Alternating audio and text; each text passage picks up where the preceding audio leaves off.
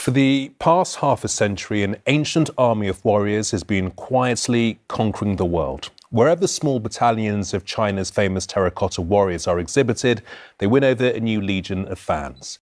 For decades, China's Terracotta Army has captivated the world. Thousands of clay soldiers guard the tomb of a powerful emperor, but a newly uncovered warrior has sparked global intrigue. This figure carries a secret that could challenge official history and shake the foundations of Chinese archaeology. Why is the emperor's tomb still sealed? Why are experts treading carefully? What is the Chinese government trying to keep buried? This isn't just another artifact, it's a key to understanding an empire built on control and mystery. What lies beneath the surface may change. How we see ancient China forever. It began with an accident, one that would change the course of archaeological history. In 1974, a group of farmers in Xi'an, China, set out to dig a well during a drought. Their goal was water. What they found instead were fragments of something ancient, something no one was prepared for. A hardened clay ear, a carved mustache, the folds of armor all emerging from beneath the dry soil. At first, they thought they had uncovered broken pottery or ruins. But as more pieces surfaced, it became clear they were standing atop a hidden world. The Chinese government quickly dispatched archaeologists to investigate. What they unearthed stunned the world: a subterranean army of life-sized warriors arranged in exact military formations. The figures stood in tight rows, shoulder to shoulder, facing east as though waiting for a battle that never came. Their purpose: to protect the first emperor of unified China, Qin Shi Huang, in his afterlife. But even that explanation felt incomplete. These statues were not like other burial artifacts. They weren't symbolic or hastily crafted. They were meticulous, disturbingly human. Every one of the warriors had a distinctive expression, face structure, and posture. Some looked quite fierce, while others had a serene appearance. The marks on their clothes, hairstyles, and even the veins in their hands were carved to shed astonishment to the viewer. There was no way for two to seem alike. Initially, experts made assumptions that this feature was installed for aesthetic purposes. But as they kept digging deeper, the irregularities began to pile high. The individuality of each figure told about some much deeper things, probably even as to what it meant concerning the representation of real people. Were these statues reconstructed after the actual soldiers of Qin? Or were they meant to frighten opponents even in the afterlife? Beyond the warriors, horses with chariots, archers, and infantry were all arranged with some strategic intention beyond the historical display. One pit showcased cavalry forces clustered up for a flanking maneuver. Another pit featured an archer in combat-ready formation. Higher-ranking figures were suggested in the command structure based on their placement within central or protected positions. Nothing was random. Even the distance between the soldiers and the outer walls followed patterns consistent with battlefield planning. The Terracotta Army appeared to not just be some beautiful art, but rather a strategy in clay. In the years that went by, excavations uncovered other pits, some with finds of musicians, acrobats, and court officials, while others received paid offerings of ever so realistic, elaborately designed weapons, many of bronze and fitted for the hands of the warriors. Remarkably, some of these weapons were still sharp after being preserved for more than 2,000 years. The artistry was meant to be actual action. Shi Huang expected his army to fight in death.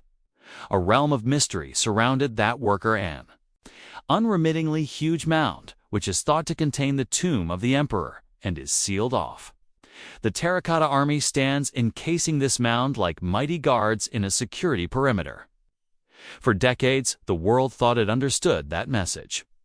The Terracotta Army was a marvel of ancient engineering, a tribute to a powerful ruler, a symbol of immortality. But that narrative was about to shift. Because in late 2024, buried within one of the lesser explored pits, a single figure would emerge. Unlike any seen before, at the heart of the Terracotta Army's mystery stands one man, Qin Shi Huang, the first emperor of a unified China. Ruthless, visionary, and obsessed with power, he wasn't content to merely rule in life. He wanted to rule forever. Its ambitions shaped one of the most extraordinary burial complexes in human history, sprawling underground empire designed to extend his dominance into the afterlife. Qin Shi Huang wasn't born an emperor. He rose from the throne of the Qin state in the Warring States period, a time marked by endless bloodshed between rival kingdoms. Through relentless warfare, diplomacy, and calculated brutality, he conquered all 6 rival states by the age of 38. In 221 BCE, he declared himself the first emperor of China, title no one had dared claim before.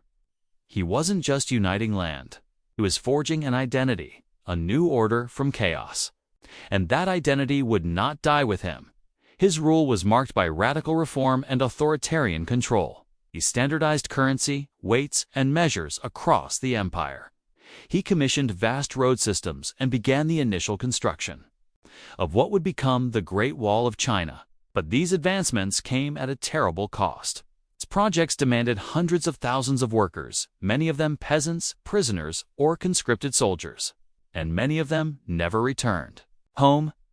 Laborers died in droves constructing the emperor's visions, buried in the same earth they shaped. None of these undertakings, however, matched the scale or secrecy of his most personal project, his tomb. Historical texts, especially those written by court historian Xi'an, described the burial site as an elaborate subterranean world. It was said to mirror the empire above ground, complete with palaces, rivers, constellations, and intricate landscapes. But the most haunting detail: those rivers were made not of water, but of flowing mercury. At the time, this sounded like a myth. But modern soil tests around the burial mound have revealed abnormal concentrations of mercury, lending frightening credibility to ancient accounts. Qin Shi Huang's dreams of eternal dominion went beyond building constructions alone. He sent expeditions, searching for the elixir of life. Legend has it that he was so terrified by death that he drank potions made from mercury, thought he could cut off the spiral of death, and, ironically, became poisoned by them. He slept further into the grave with more assurance than he had in life, presaging the passing of his empire beyond death to build an underground kingdom. He ordered the construction of the Terracotta Army. But this wasn't a symbolic gesture. It was military insurance. The soldiers are not displayed, but were laid out in strategic battle formations. Every pit served a purpose. Infantry guarded the front lines. Archers protected the flanks. Command units were buried at central points, reinforcing the sense of hierarchy. This was an army prepared for war on Earth or beyond. Even more disturbingly, ancient chronicles suggest that they sealed many of the artisans and workers who built the tomb inside just to prevent them from telling its secrets. For centuries, these rumors were dismissed as folklore, yet they have gained currency as more elaborate and hidden sections of the site are found. If even half the ancient accounts are true, then buried beneath that hill is much more than a tomb. It is a fortress, a trap. A last statement of a man who feared vulnerability above anything else. Every inch of the terracotta complex tells of Qin Shi Huang's desire to control life, death, and his legacy. Through clay and soil, his paranoia, brilliance, and brutality live on.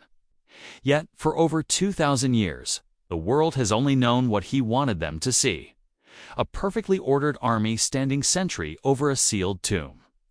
That illusion would begin to unravel. With one unexpected discovery, a warrior unlike the rest. You hinted that even the emperor's control may not have been as absolute as we once believed.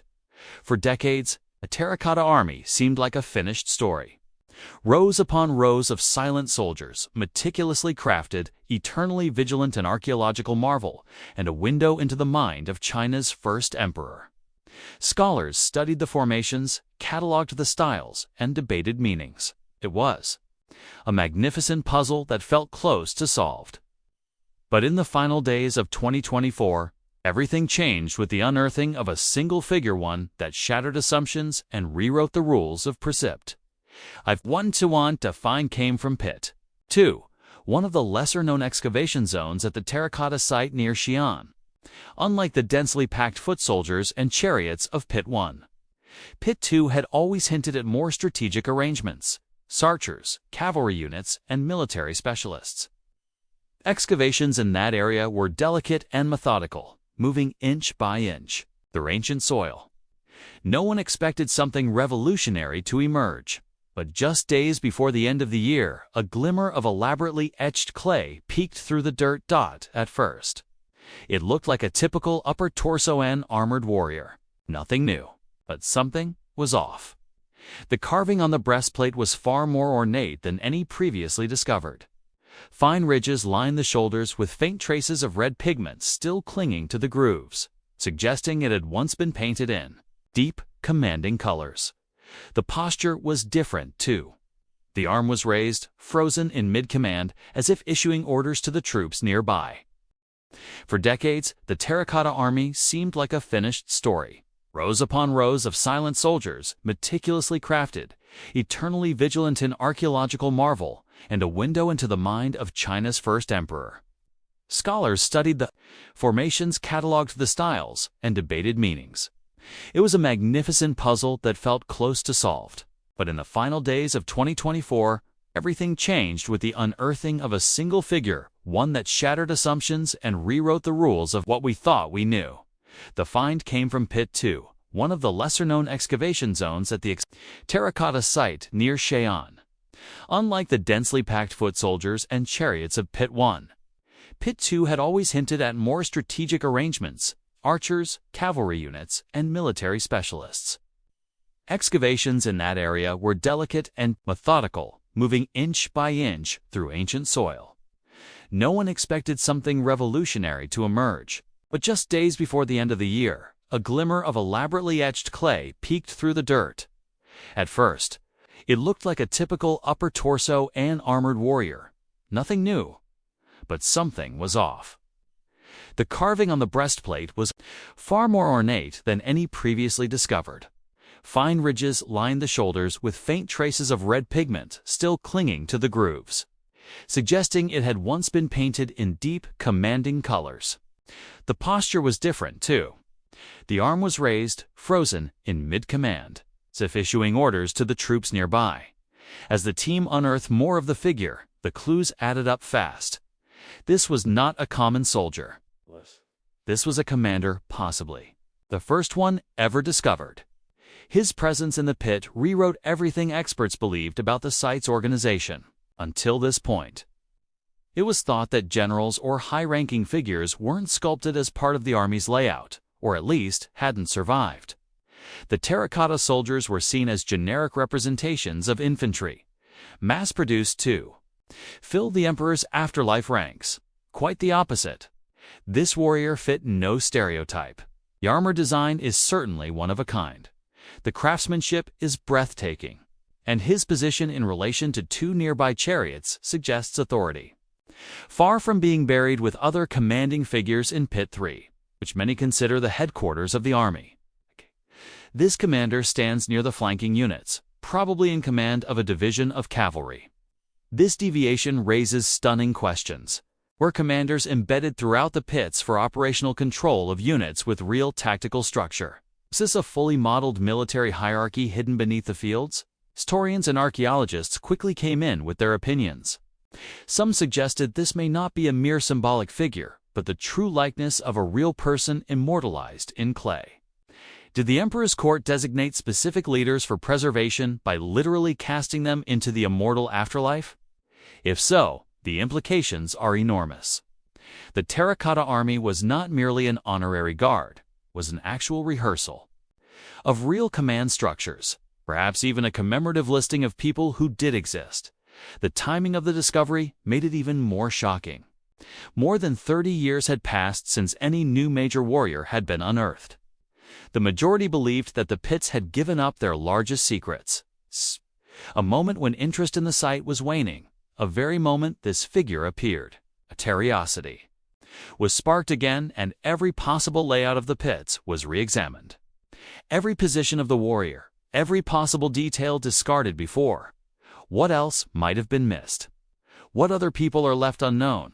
Whose stories could have been concealed behind what we thought were standard molds? Still, one question lingered louder than the rest. If one commander lay hidden in plain sight, For 2,000 years, what else could be buried just beneath our feet, waiting to disrupt everything we thought we knew about this empire of clay? Towering. Silently in the heart of the Terracotta Army's burial complex is a mysterious moundgrassy, smooth and entirely off-limits. While thousands of warriors have been unearthed from surrounding pits, the central tomb of Qin Shi Huang, China's first emperor, remains completely sealed. Despite 21st-century technology, it's capable of revealing deep underground chambers and scanning structures without breaking ground. So the most important part of this ancient site has never been opened, and according to the Chinese government, it won't be, not yet. Officially, the reason is preservation. Archaeologists and government, cultural officials argue that current methods are not advanced enough to excavate the tomb without potentially destroying everything inside. This concern isn't unfounded. When the terracotta warriors were first uncovered in the 1970s, many of them were originally painted in vibrant hue reds, blues, and golds. Within minutes of exposure to air, those paints began to flake and fade.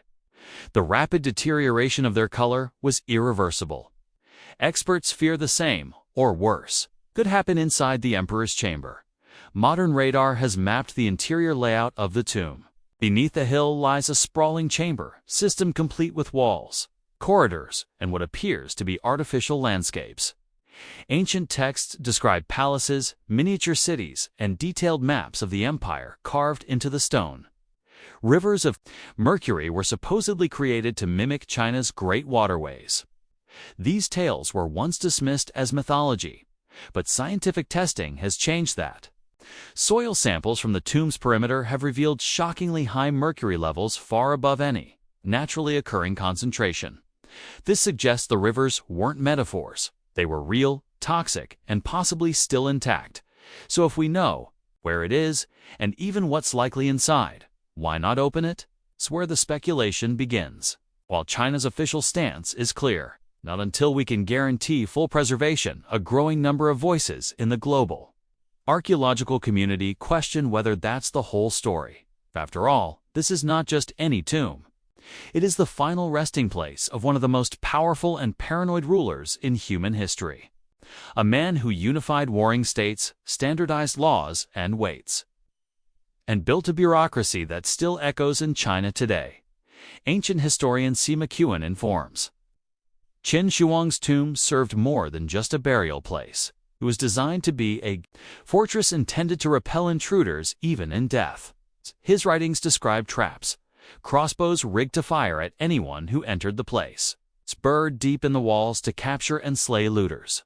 Some researchers wonder whether these would actually threaten modern authorities, not only archaeologists, but the site itself. Most likely because one wrong move of destabilizing pressure changes in the chamber. It can collapse or become contaminated.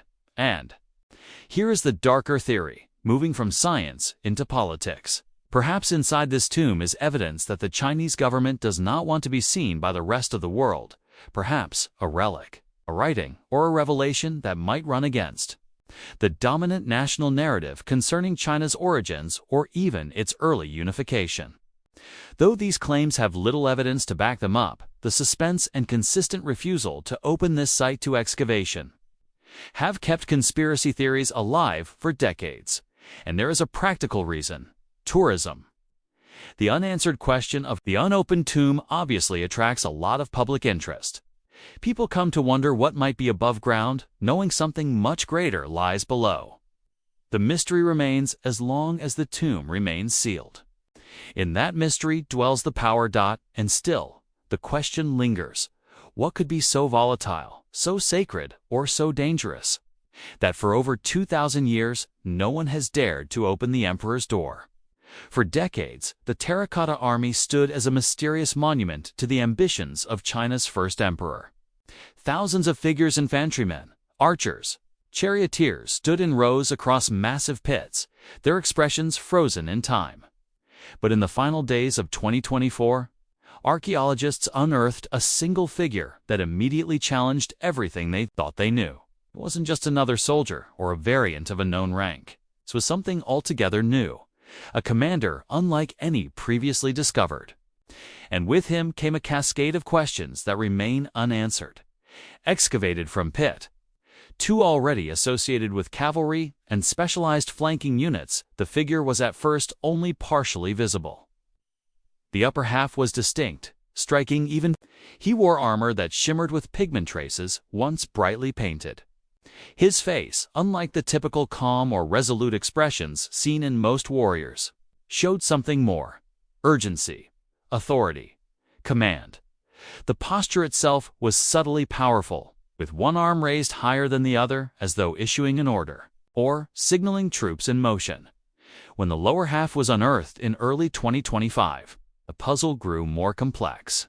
His stance, the details of his footwear, even the curvature of his spine, all pointed to a level of sculptural intent that defied prior assumptions.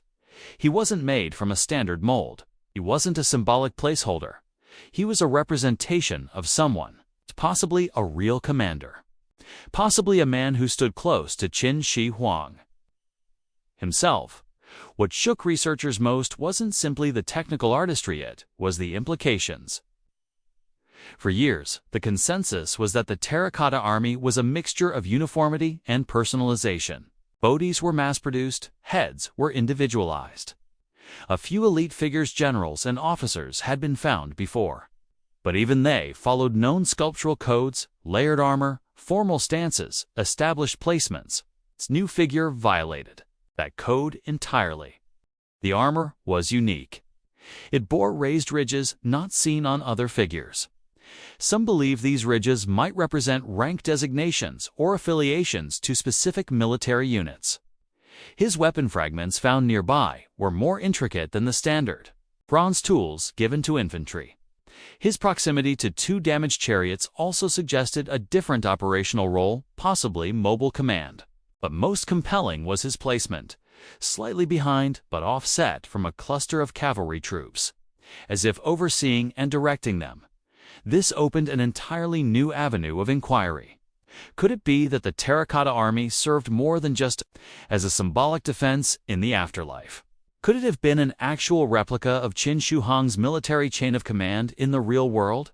If so, this commander figure may not have been an abstract representation, but instead a portrait of a real commander, one who held real power in life and was now immortalized in clay. To serve in death, some scholars state that the attention to detail given to this figure, from the veins in the forearms to the twists in the top knot of the hair, would suggest an early form of political commemoration. If it were indeed a state portrait, this could make the Terracotta Army the earliest known example of individualized state propaganda in sculpture making. It's not just art, but actual propaganda. Some went as far as predicting that the new revelation was going to turn the entire narrative concerning the Terracotta Army, not just being a bulk exhibition of the imperial power, but possibly a coded arrangement of an actual military establishment with rank, division, strategy, and personality. The sculptural net might start with the central node of the commander that scholars are only beginning to understand. Prompt and ready museums, from the first international display of the figure at the Bowers Museum in California. Curators changed their exhibition language to address the figure now, not as an officer. He was now known as the commander, an outlier, a game changer. Interpretive placards urged visitors to consider the meaning when art crosses into memory and when memory becomes history. The more researchers study the figure, the likelihood of revealing more secrets might eventually emerge. In the clay folds of his armor, the pigment residue in his very posture. At this point, however, one fact is certain. This was no ordinary warrior. This was a commander without precedent, and his presence demands we rewrite the story of the Terracotta Army. The Terracotta Army has always been more than a collection of ancient sculptures. It's a statement carved in silence, layered with meaning, and buried so deliberately that only time and patience could ever bring its true message to light. For centuries, it stood hidden, its existence forgotten until a group of farmers stumbled upon it by accident in 1974.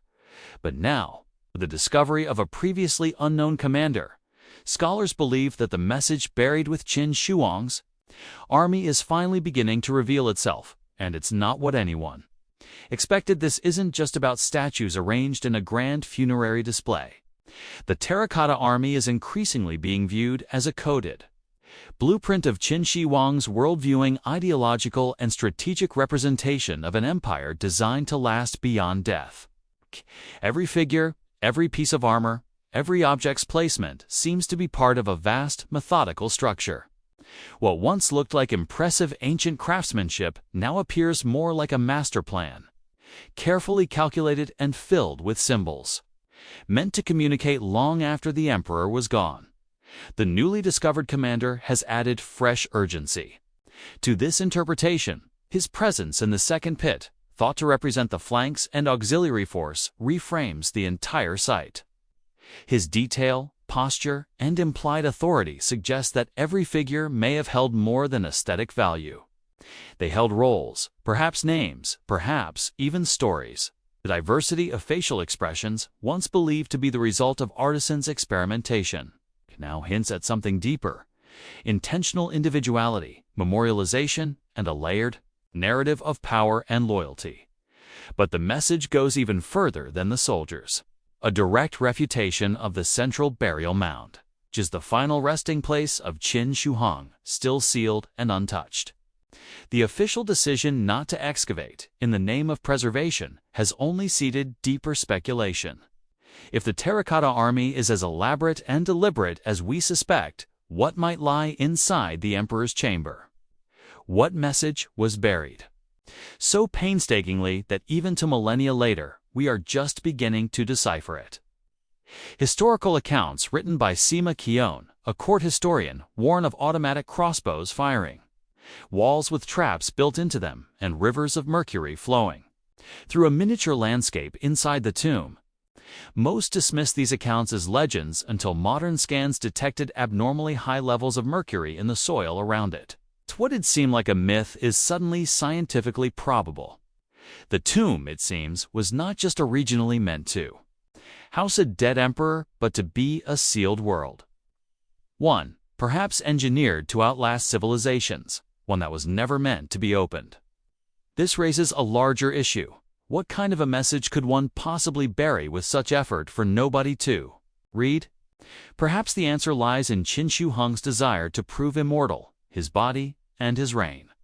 He never placed faith in how time would remember him. He would not allow historians to write his legacy. Instead, he tried to carve it into the earth itself, built to survive, indeed, ages of conquest, rebellion, natural disaster, and forgetfulness. For posterity, he wanted future generations to excavate the soil and marvel at what he had left behind. If this discovery shook what you thought you knew about ancient history, hit like, subscribe, and share your thoughts below. Do you think the tomb should be opened, or are there some secrets too dangerous to unearth? And don't miss our next video where we dive into another ancient mystery that may not be as dead as it seems.